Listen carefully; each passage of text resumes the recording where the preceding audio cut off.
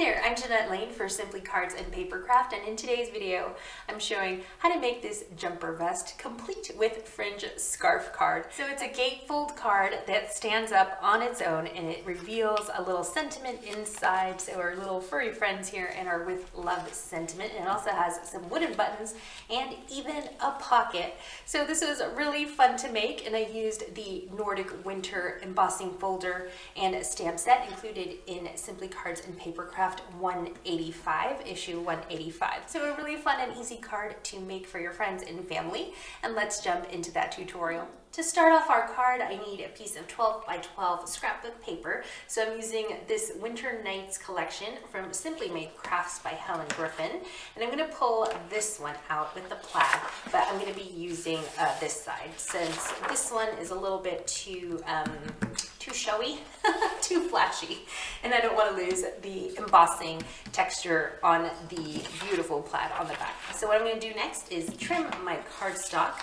So I need this to be 5.5 inches by 12.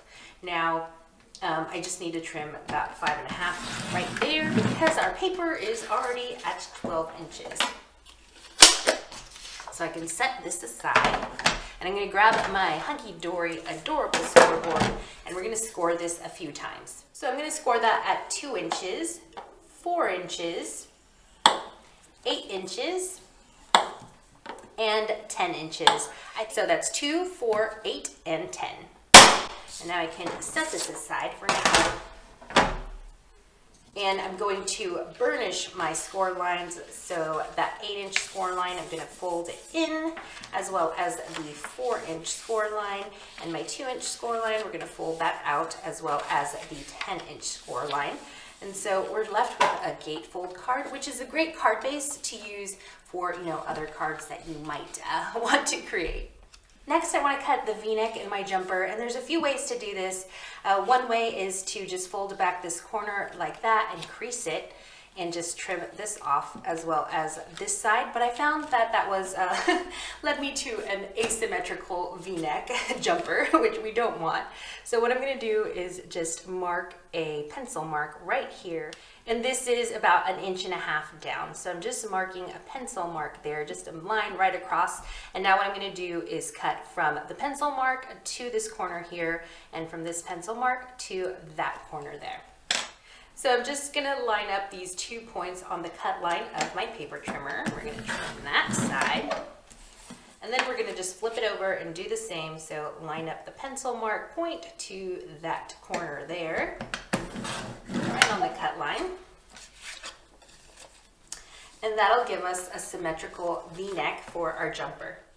Now before I move on to using the Nordic Winter embossing folder on my little jumper card here, what I'm going to do is grab a scrap piece of, the excess from earlier from where we cut our card, and I'm going to trim this down to a 1.5-inch square.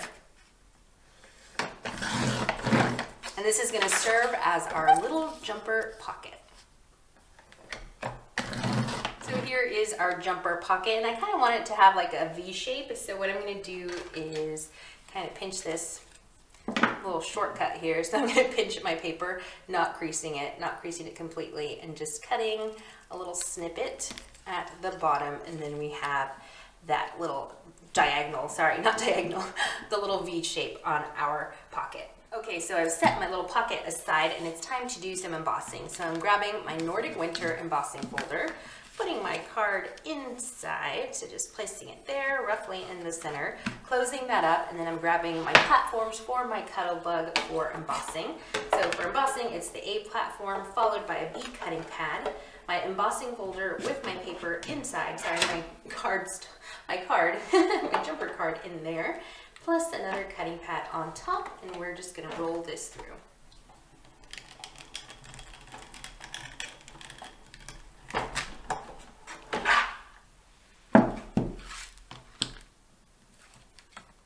My embossed jumper card looks like now, and I wanted to add a mat and a layer to the center panel here because I feel like the texture kind of gets lost, so we need a little bit of contrast there. Now the measurements for the mat and layers for this center panel here, we have a piece of that same pattern cardstock that I used earlier. So this one measures 3 7/8 of an inch by 5.5 inches, and then we have a white layer on top, and this one measures 3.5 inches by 5 1/8 inches. So that's going to go just like that. And I love that because now you can clearly see the texture here. It doesn't get lost in the rest of our card. It's time for some light inking and also some stamping. So I'm going to set this aside and just grab this piece here. And I have some Distress Oxide and Spun Sugar, and the black ink that I'm going to be using is First Define Ink in Onyx Black. And then I have a little smoothie blender here. So I just wanted to add a touch of this pink to the bottom of my card. I don't know, I just felt like it needed just a hint of color.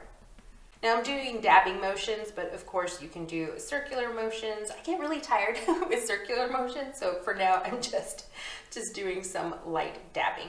And I'm just concentrating the color just kind of on this lower side of the card, so I'm not doing color all over, just right here on the bottom where my little bear and my fox are gonna be. Now it's time to stamp my card, so I'm grabbing the bear in a jumper, he is so cute, and also this little fox here.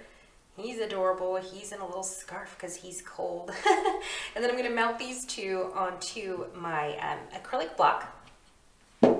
Gonna press over here. I don't have any ink on there. I just want to make sure that my stamps are secure on my block. And now I can grab my ink pad, load that up, and then stamp my little furry friends onto my card.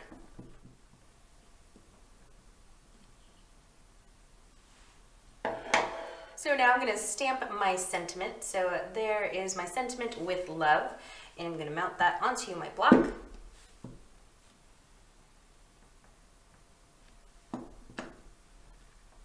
And I'm going to stamp that right around his head. Now I feel like it's missing a little something quirky, so I'm going to add a heart here. So we have two options for hearts.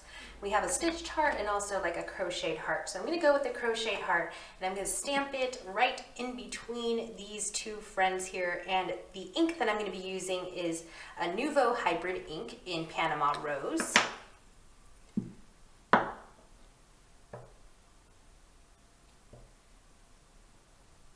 And we're going to stamp that right above the little fox's head. There we go, just for a touch of color, a touch of fun. Now that I'm done with my stamping, I can glue all this together, add my pocket, and then just one more finishing touch. So let me grab my adhesive. Now for my adhesive, I'm just using Cosmic Shimmer acrylic glue. So I'm going to layer that right on top of my plaid panel here. And then I can glue this whole thing onto my jumper card.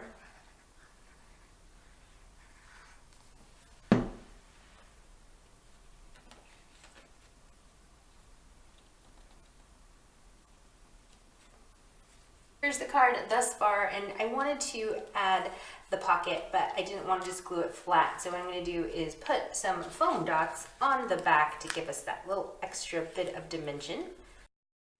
Now it's time to add our buttons. So here I have some wooden buttons from Paper Mania, and I'm going to glue these onto the card. I'm only going to put glue onto half of the button so that I don't accidentally seal my card. So again, I'm only adding hot glue on half of the button because I don't want to accidentally seal my card. So I'm just going to place that right there, making sure that's not touching anything, waiting till it sets, till it cools. All right.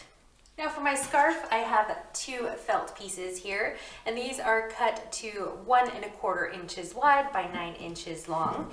And you can use one strip of felt if you have longer felt, but I did not, so I had to improvise. So what I'm going to do is just add a little bit of hot glue right here along this edge so that I can put that other felt right on top, that other felt strip right there, and this will give me that long strip that I need. So next I want to line up the felt where the felt meets that line. I want to line that up with my opening here of my card. And then I can add some glue. So I'm just gonna add a little bit of glue right along, hot glue right along this bottom edge of the felt. And then I can put my card right on top, lining up the two lines there. So the opening of my card with the seam, the makeshift seam of my felt. So this is what our card looks like now. It has a little flabby piece of felt. And now we're going to tie our makeshift scarf here. So I'm just doing a little knot and then bringing it back down. So here is my scarf. If you want to get really fancy, you can do little fringes on the end. So I'm just using my Tim Holtz scissors to carefully cut some fringes on the end of the scarf.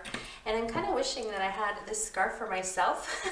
It's really cute, and I would love a hot pink scarf to wear during the winter time. So there's a little fringe on our scarf, and I'm not going to glue down this bit at all in the front because you want it to still be able to be functional. You want it to still open up and show our sentiment and our little friends on the inside. But what I love is that you can customize these in different colors, make one for each of your family members and display them on your mantle. I think that would be a really cute idea. Or maybe even add a little pin here. Like, I don't know, I have a pin on my scarf to hold it shut sometimes. So it's just a super fun and easy card to make for your family and friends. Don't forget to pick up Simply Cards and Papercraft issue 185, and you can get this beautiful Nordic Winter embossing folder and stamp set. I'm Jeanette Lane for Simply Cards and Papercraft. Thank you so much for watching, and I'll see you in a video real soon.